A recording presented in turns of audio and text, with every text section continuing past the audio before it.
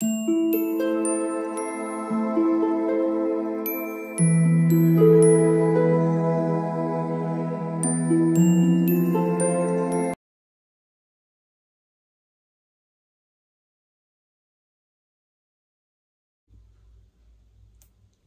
All of you, welcome back to my channel. मैं आज आप लोगों के लिए लेकर आ चुकी हूँ एक कलेक्टिव रीडिंग, जिसका टॉपिक रहने वाला है कि ईश्वर ने आपके लिए क्या सोचा है, क्या जर्नी तैयार की है आपके लिए, क्या आपकी डेस्टिनी में लिखा है। हम ये जानने की कोशिश करेंगे।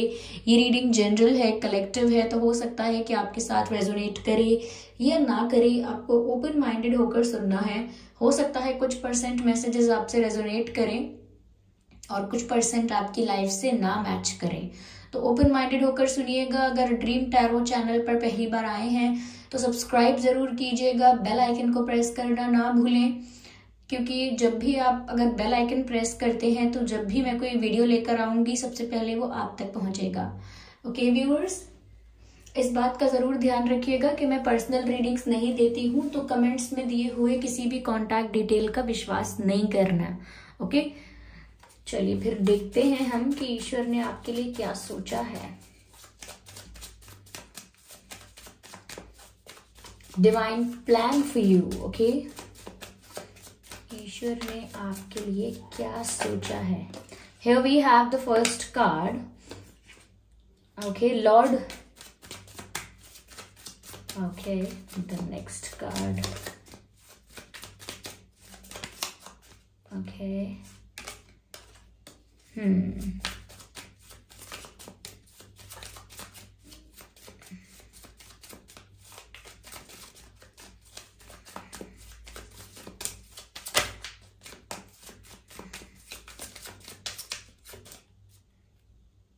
Okay. Earth Guardian. Interesting.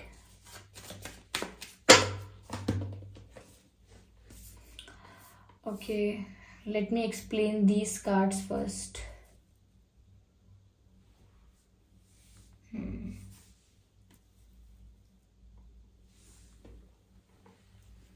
I hope these cards are visible to you. Okay, तो पहला कार्ड हमारे पास है lord and the messages take charge with authority, earth guardian, medicine guardian. पहली चीज जो मुझे यहाँ पर नजर आती है viewers, that you have the energy of ruler and leader.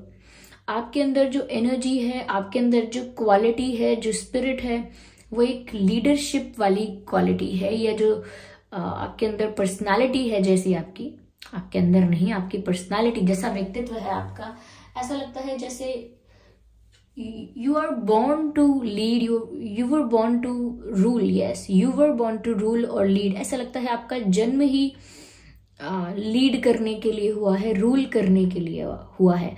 You will access the power in your life. आप अपनी लाइफ में ना पावर एक्सेस करोगे, बहुत ही पावरफुल इंसान बनोगे। जैसे कहीं का कोई किंग है, कोई एम्परर है, कोई लीडर है, कोई कोई आइडल है, पर ऐसा लगता है जैसे you are going to have lot of powers in your hand in future. ऐसा लगता है कि आगे जो डेस्टिनी है आपकी, ऐसा लगता है कि वो आपको उसी डायरेक्शन में लेकर जाएगी, चाहे आपके जीवन के स्ट्रगल्स हैं, चाहे आपकी लाइफ का हार्डवर्क है, चाहे आपकी लाइफ का पेशेंस है, जिस भी टाइप की जर्नी में है आप, चाहे सफरिंग में है, लेकिन ये सभी चीजें आपको उसी ओर ले जा रही हैं, उसी तरफ ले जा रही हैं जहां पर आपके हाथ में पावर होगा, जहां पर आप लीड करोगे, रूल करोगे और इम्पॉर्टेंट डिसीजंस लेते हुए दिखोगे। यस, अथॉरिटी आपके हाथ में होगी। हो सकता है किसी गवर्नमेंट सर्विस में आप चले जाएं, किसी एक गवर्नमेंट में किसी अच्छी प्रोफाइल, अच्छी पोजीशन पर चले जाएं, एक ऐसी गवर्नमेंट पोजीशन जहां पर आपके हाथ में काफी पावर होगी, एक अथॉरिटेटिव पोजीशन हो सकती है। या फिर अगर बिजनेस करेंगे तो एक इतने ज्यादा इन्फ्लुएंशियल बिजनेसमैन, बिजनेस वुमेन आप बनेंगे कि आपके पास में ना चीजों को लेकर कंट्रोल होगा। ओके, यस, ऐसा लगता है व्यूअर्स यहाँ पर कि अगर आपने अपनी प्रतिभा को नहीं पहचाना, आपके अंदर टैलेंट है, आपके अंदर जो पोटेंशियल है, लाइक जो कर दिखाने की क्षमता है, अगर उसे इग्नोर किया, उसे अनदेखा किया या उसे पहचाना ही नहीं, आलस की वजह से या क्रिटिसिज्म की वजह से, अक्सर ऐसा होता है कि लोग खुद को लेकर आलसी हो जाते हैं। क्या खुद पर वर्क करना, क्या खुद को पॉलिश करना। ओके, तो टैलेंट विदाउट प्रैक्टिस भी वेस्ट होता है। Okay, talent without practice waste हो जाता है। तो यहाँ पर आपको अपने ऊपर वर्क भी करना होगा, अपने आप को तैयार भी करना होगा, जो भी जिस भी चीज को अचीव करना है, जिस भी डायरेक्शन में जाना है, उस चीज के लिए भी आपको अपने आप को तैयार करना होगा। ओके, और लेजीनेस या लोगों के क्रिटिसिज्म की वजह से कि अरे मुझे बहुत क्रिटिसाइज किया गया है, मेरे माता पिताओं ने मुझे, माता पिताओं मतलब आप सबके माता पिता के लिए नहीं कह रही हूँ, मतलब जिनके साथ ऐसा हुआ है उनके लिए कह रही हूँ कि माता पिता ने मुझे इतना क्रिटिसाइज किया, बचपन से ही मुझे इतना सुनाया है कि मेरे ना अंदर की जिज्ञासा, पैशन ही खत्म हो गया है। या फिर कुछ बच्चे ऐसे होते हैं, कुछ लोग ऐसे होते हैं जो बोलते हैं कि मेरे अध्यापिका जो थे इतने ज्यादा ब्रूटल थे, इतने ज्यादा क्रूअल थे, इतने ज्यादा बुरे थे, इतना इंसल्ट करते थे, इतना बुली करते थे, ह्यूमिलिएट करते थे, इतना ज्यादा मैंने सहा है, सुना है और झेला है कि अब ना मेरे अंदर कुछ इच्छा ही नहीं है कुछ साबित करने की, कुछ कर दिखाने की। It's all gone. तो ऐसा भी होता है, लेकिन ये सिर्फ डिस्ट्रैक्शंस होते हैं, हर्डल्स होते हैं और बहुत टेम्परेरी डिस्ट्रैक्शंस होते हैं ये। अगर इन डिस्ट्रैक्शंस को, इन हर्डल्स को आप क्रॉस करेंगे, then there is limitless success for you. Okay, आगे फिर आपके लिए अचीवमेंट बहुत बड़ा है, सक्सेस बहुत बड़ी है, फिर वो सिर्फ विक्ट्री नहीं है, वो ग्लोरी है।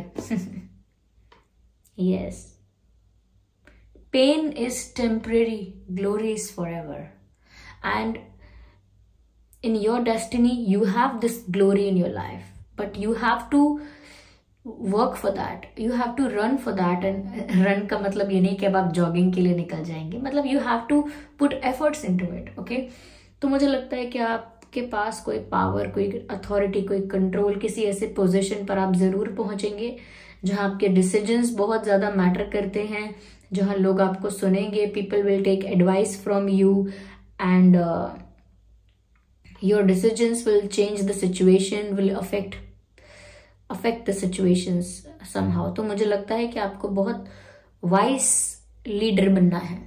कुछ लोग होते हैं माता पिता के लिए सोचते हैं मुझे दिया ही क्या है, या कुछ लोग होते हैं जो कुछ नहीं होता तो भगवान के लिए, ईश्वर, परमात्मा, प्रभु के लिए ही सोच लेते हैं, डिवाइन के लिए ही सोच लेते हैं कि मुझे भगवान ने दिया क्या है, सिवाय दुख के मुझे मिला क्या है।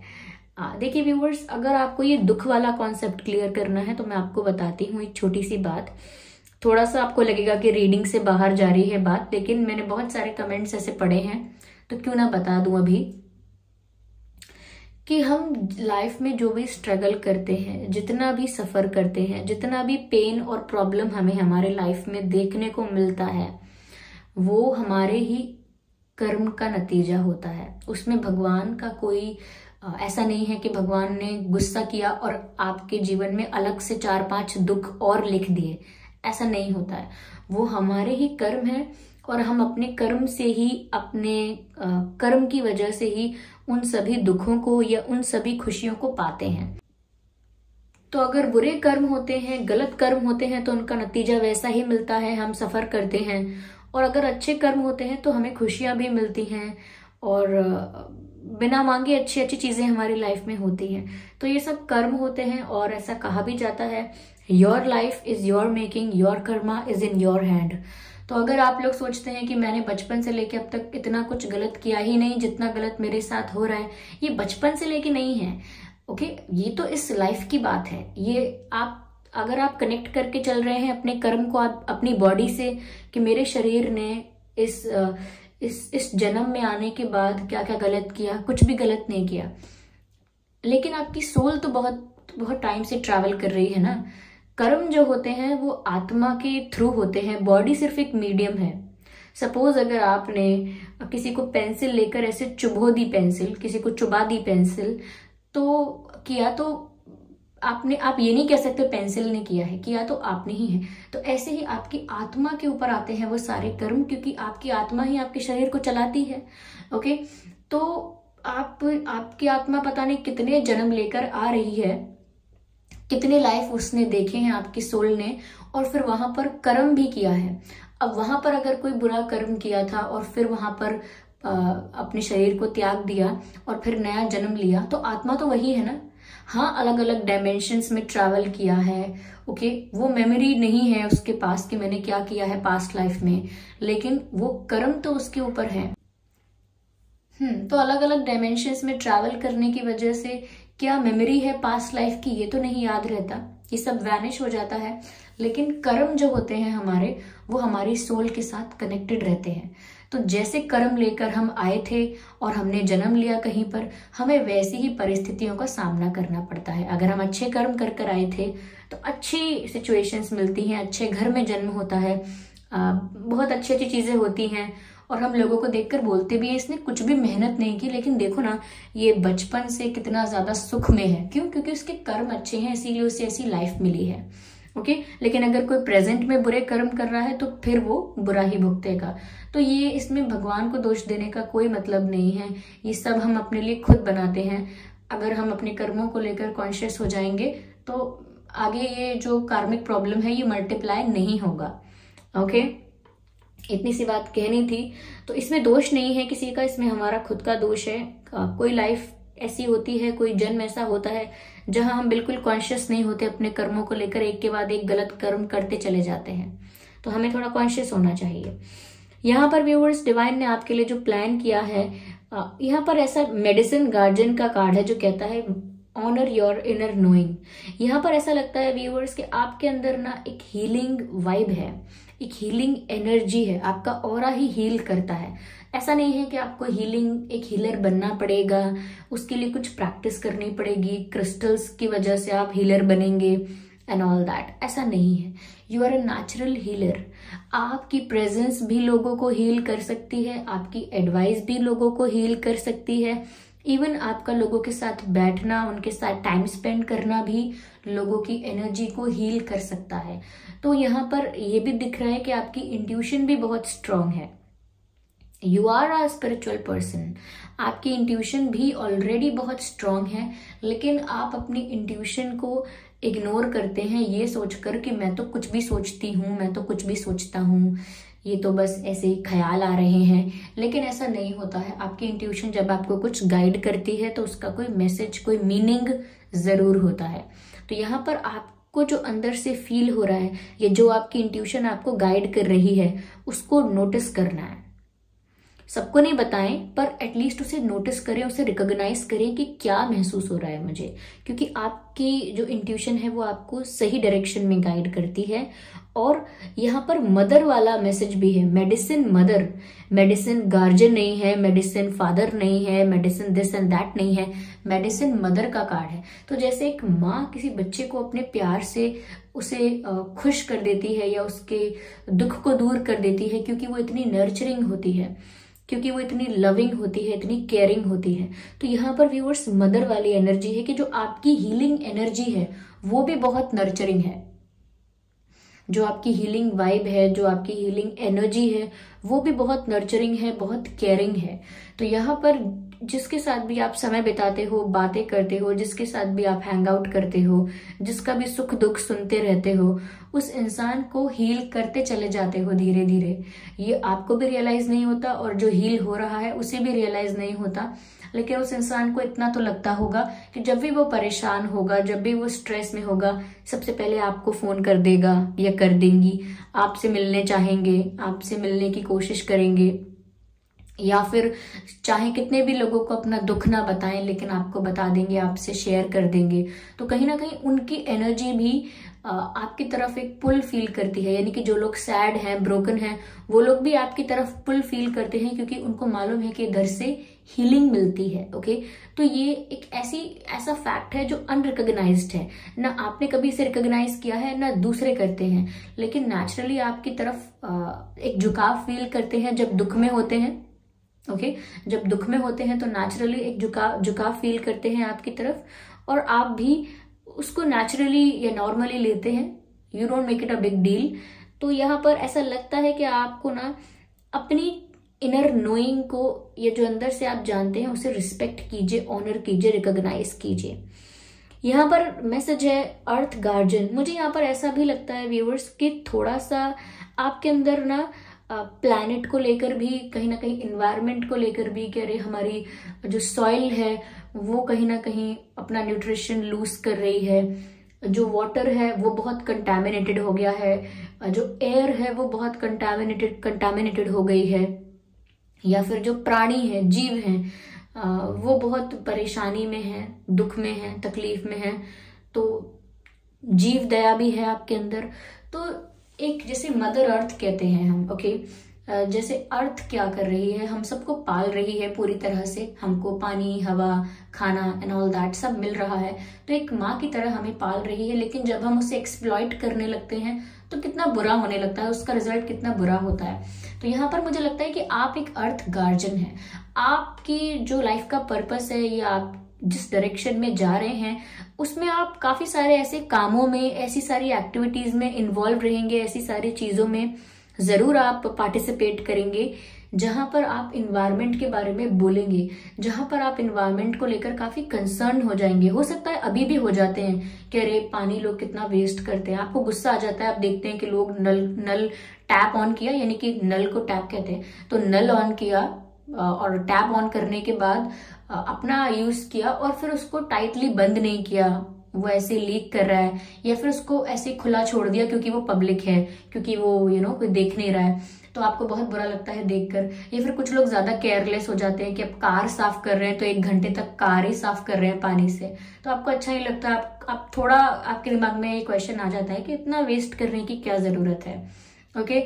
या फिर आप प्राणियों को लेकर भी कह रहे, बेचारे जीव कुछ बोल नहीं पाते, इन्हें भी दर्द होता है, इन्हें तड़पाने की, तकलीफ देने की क्या जरूरत है। थोड़ा आपके अंदर ना वो आप मदर अर्थ की तरह मतलब कंसर्न करते हो, या मदर अर्थ को लेकर जो पृथ्वी है उसे लेकर आपके अंदर चिंता होती है, क्योंकि आप एक अर्थ गार्जियन हो, okay. You are here, you are just trying to preserve and protect the earth. ऐसा लगता है जैसे कोई चिंता कर रहा है बहुत ज्यादा कि ये जो पृथ्वी है ये खराब नहीं होनी चाहिए। तो कहीं ना कहीं आप ऐसी चीजों में पार्टिसिपेट करोगे, इन्वॉल्व हो जाओगे। कोई आपको बोलेगा स्पीच बोलो, प्रोजेक्ट बनाओ, कुछ मैसेज दो अच्छा, तो आप हमेशा एनवायरनमेंट को लेकर या पृथ्वी के रिसोर्सेज को प्रोटेक्ट करने को लेकर हमेशा आप आवाज उठाएंगे, ओके। मुझे ऐसा लगता है यहाँ पर। And stay rooted and grounded, कहीं ना कहीं ऐसा लगता है व्यूअर्स के आप अंदर से बहुत हम्बल हैं, बहुत ग्राउंडेड हैं। आपके अंदर ना पावर बढ़ने से या नॉलेज बढ़ने से घमंड नहीं आता। आपके अंदर जितना नॉलेज बढ़ जाता है उतना ही आप और ज्यादा हम्बल हो जाते हैं, ओके। जिस इंसान के अंदर ज्ञान का घमंड आ जाता है कि मुझे बहुत ज्ञान है, या मैं I am a spiritual person, okay, मैं एक स्पिरिचुअल इंसान हूं तो attachment to spiritual identity is also ego. मतलब अगर आप स्पिरिचुअल हैं और इस बात को लेकर भी आप घमंड कर रहे हैं कि मैं बहुत स्पिरिचुअल हूँ मुझे बहुत ज्ञान है, तो ये भी एक ईगो है, ओके। या फिर आप पावर में पहुंच गए हैं तो आप पावर की वजह से ईगोइस्टिक हो जाएं, ऐसा नहीं है। यहाँ पर जितना ज्यादा ज्ञान आपको मिल रहा है आप उतने ही ज्यादा हम्बल होते जा रहे हैं, उतने ही ज्यादा ग्राउंडेड एंड ग्राउंडेड एंड बहुत काइंड होते जा रहे हैं, यस, काइंड होते जा रहे हैं। तो आप अर्थ को प्रोटेक्ट करने की कोशिश करते हैं बिकॉज आप एक अर्थ गार्जियन हैं, और साथ ही साथ ऐसा लगता है जैसे आप प्लांट्स के साथ, एनिमल्स के साथ, नेचर के साथ बहुत कनेक्ट करते हैं। आपको ऐसे बिल्डिंग्स में, बंद जगहों में अच्छा नहीं लगता। ओके। आजकल तो घर भी ऐसे होते हैं, it almost like a coffin, बिल्कुल डब्बे की तरह बंद। ओके, तो आपको ना ज्यादातर खुले में अच्छा लगता है, जहां पर पेड़ पौधे हों, हरे भरे वृक्ष हों। वृक्ष ऐसा ना हो कि हरे हरे भरे वृक्ष हों और सिर्फ आप हो। आपको अच्छा लगता है कि आसपास पक्षी हैं, ओके, प्राणी हैं, जीव जंतु हैं, and you like that kind of ambience. Okay, आपको पसंद है नेचर में रहना, क्योंकि आप जानते हैं कि आप खुद नेचर हैं। ओके, हम सब खुद नेचर हैं, लेकिन हमें ये बात तब तक समझ में नहीं आती जब तक हम नेचर में मिल नहीं जाते, यू नो जब तक हम उस नेचर में मिल नहीं जाते, उस सॉइल में, उस वाटर में, उस वो जो भी तत्व हैं, उन वो एलिमेंट्स में जब तक हम मिल नहीं जाते, तब तक हमें समझ में नहीं आता कि अरे हम भी तो नेचर हैं। तो इसीलिए आप नेचर से ज्यादा कनेक्टेड रहते हैं, क्योंकि आप अर्थ को लेकर भी कंसर्न रहते हैं, और आपके लिए वही आपका स्पेस है। वहीं पर आपको जो आपका ऑरा है, आपकी जो वाइब है, वहीं पर मैच करती है। जैसे हम किसी के साथ हैंग आउट करते हैं, किसी से बातें करते हैं, तो हमको लगता है हमारी वाइब नहीं मैच कर रही इस इंसान के साथ। कोई रिलेटिव्स आए, हमको लगता है इनसे भी अच्छी वाइब नहीं आ रही, पता नहीं कैसा सोचते हैं। लेकिन छोटे बच्चों के साथ, एनिमल्स के साथ, पेड़ पौधों के साथ आप बहुत रिलैक्स रहते हो, क्योंकि उनके साथ आपकी वाइब मैच करती है, क्योंकि आपकी भी पर्सनालिटी, आपकी भी एनर्जी ऐसी ही है। हीलिंग क्वालिटीज है ना आप में, आप एक हीलर हैं, आप एक स्पिरिचुअल पर्सन हैं, और साथ ही साथ आप